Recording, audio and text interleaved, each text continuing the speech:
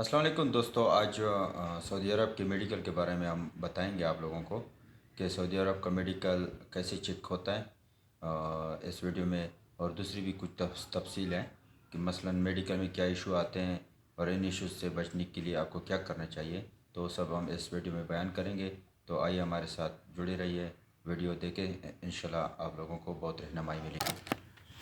اچھا، یہ میڈیکل جس ویب سائٹ پہ گیم کا سلپ نکلتا ہے یا جس پہ آپ اپنا میڈیکل ہونے کے بعد چیک کرتے ہیں جو کہ میرا میڈیکل فٹ ہے یا انفٹ ہے، تو یہ وہ ویب سائٹ ہے گیم کا۔ تو اس کا لنک بھی میں ویڈیو کے ڈسکرپشن میں دے دوں گا، تو وہاں سے آپ اس کو ڈائریکٹ کھول بھی سکتے ہیں۔ تو یہ اس کا ہوم مینیو ہے۔ ویب سائٹ کھلنے کے بعد کچھ اس طرح آپ کو ویب سائٹ شو ہوگا۔ تو اس میں آپ کو یہ دو چیزیں ملے گی، ایک تو میڈیکل سینٹر کے بارے میں، میڈیکل سینٹر کون کون سے سینٹر ہے لسٹ ہے، یا کوئی بندہ اگر میڈیکل سینٹر کے لیے اپلائی کرتا ہے تو یہ کیونکہ کینڈیڈیٹ سے ریلیٹڈ نہیں ہے تو اس کو ہم چھوڑ دیتے ہیں۔ تو ہم آتے ہیں اس طرف میڈیکل ایگزامینیشن ہے۔ اس میں دو چیزیں ہیں، ایک یہ ہے کہ آپ میڈیکل سلپ لیتے ہیں تو آپ نے بک ان اپائنمنٹ پہ کلک کرنا ہوتا ہے۔ اگر آپ نے اپائنمنٹ لیا ہوا ہے تو آپ نے میڈیکل چیک کرنا ہے تو آپ نے ویو میڈیکل رپورٹ اس پہ کلک کرنا ہے، ٹھیک ہے۔ تو آپ ویو میڈیکل رپورٹ پہ کلک کر کے آگے چلتے ہیں۔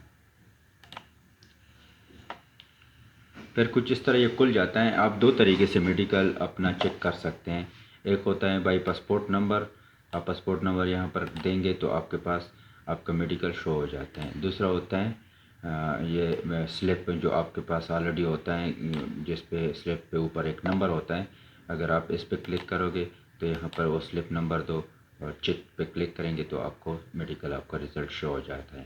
تو پاسپورٹ نمبر آسان ہوتا ہے، ہر بندے کو یاد ہوتا ہے پاسپورٹ، تو اس پہ کلک کرتے ہیں تو چیک کرتے ہیں کہ طریقہ کیا ہوتا ہے۔ یہ آپ نے یہاں پر پاسپورٹ نمبر لکھ دیا۔ پاسپورٹ نمبر لکھنے کے بعد پھر آپ نے یہاں پر آ کے پاکستان سلیکٹ کرنا ہے۔ پاکستان سلیکٹ ہونے کے بعد پھر آپ نے چیک پہ کلک کرنا ہوتا ہے۔ یہاں پر چیزیں ہوتی ہیں جو بہت ضروری ہوتی ہیں۔ اب اگر آپ کا میڈیکل اسٹل پینڈنگ آ رہا ہے تو یہاں پر نیو آئے گا، ٹھیک ہے۔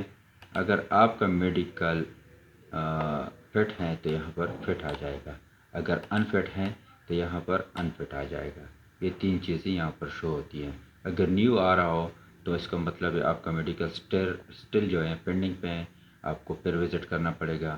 اور یہ چیز آپ کو پھر یہاں پر نہیں دکھایا جاتا ہے کہ مثلا آپ کا ایشو کیا ہے، آپ کا ایکس رے پینڈنگ ہے یا اور کوئی مسئلہ ہے، وہ سینٹر سے ہی آپ کو معلومات ملتی ہیں۔ جب کوئی بندہ آپ کا خود یا کوئی آپ کے ریفرنس پہ آپ کا سلپ لے کے جا کے ادھر بتائے گا کہ میں یہ سلپ ہے، اس کا میڈیکل کا کیا سٹیٹس ہے، تو وہاں سے ہی ان کو معلومات ملتی ہیں۔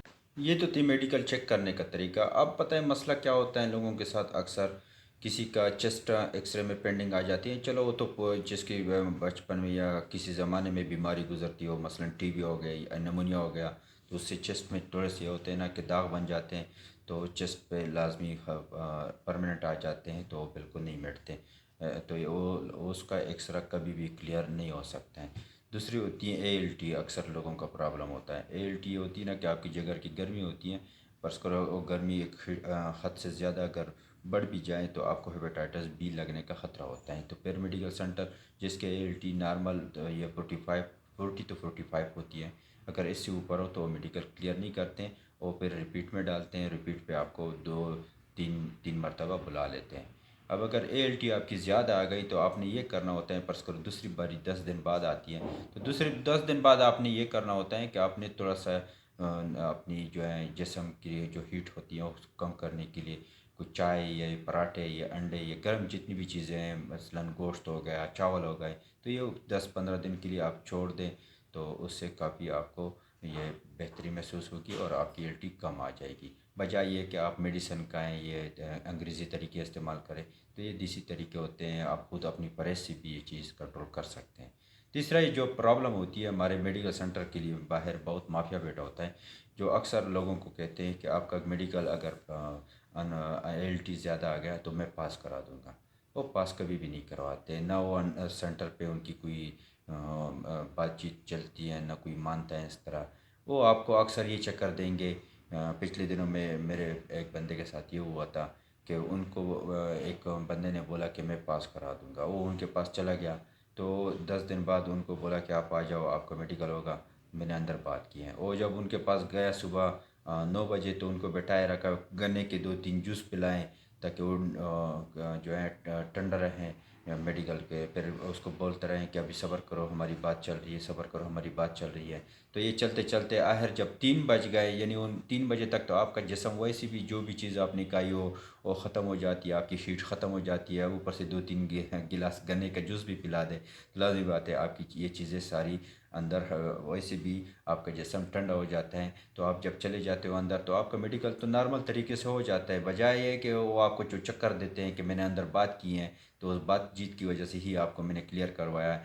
آپ کی میڈیکل کلیئر خود ہو جاتا ہے اور وہ اپنی جیب میں آپ سے مفت میں پیسے ڈال دیتے ہیں۔ تو ان چیزوں سے، ان لوگوں سے بچنے کے لیے بچتے رہیں، بچیں۔ یہ اندر جو ہے سینٹر پہ آپ کو کوئی ہیلپ آؤٹ نہیں کر سکتے ہیں، ایسے دھوکے فراڈ ہوتے ہیں ان لوگوں کے۔ تو امید ہے آج کی ویڈیو آپ کو پسند آئی ہوگی، مزید کبھی کسی اور موضوع پہ بات کریں گے۔ شکریہ۔